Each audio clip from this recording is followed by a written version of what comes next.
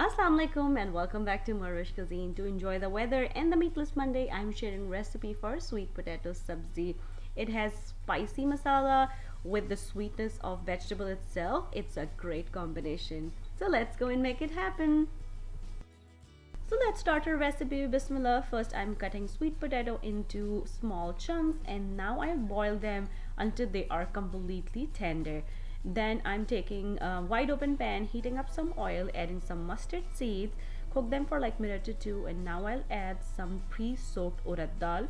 This will create the crispy and crunchy texture to our sabzi. Then adding whole red button chilies with some chopped onions. Start cooking and cook until onion will get softened a little. Then I'm adding green chilies and then I'll add some crushed cumin and minced garlic and cook until onions and garlic will get sauteed for like a minute or two. Now I'm seasoning it with some salt, turmeric powder, and a little bit of red chili powder. That's what my recipe calls, but just make sure that it already have red button chilies or green chilies, so you can adjust the heat according to your liking.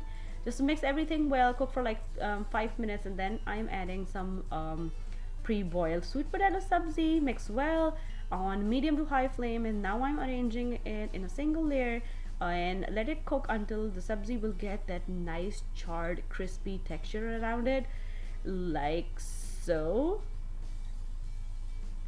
And now your sweet potato sabzi is ready to serve. You can top it off with more green chilies or cilantro. You can serve it as a side of any meat dish or serve it as it is with the steamed rice or chapati roti, which my family prefer. That spicy masala wrapped around sweet vegetable is a great combination to enjoy on warm cozy nights. If you are trying this recipe at home, please let me know how it turned out with you. If you want to learn something else, let me know. Leave me a comment down below and I will try my best to make it happen for you guys. Once again, thank you so much for watching. And if you like this recipe, don't forget to click on the links to enjoy a lot more recipes like this.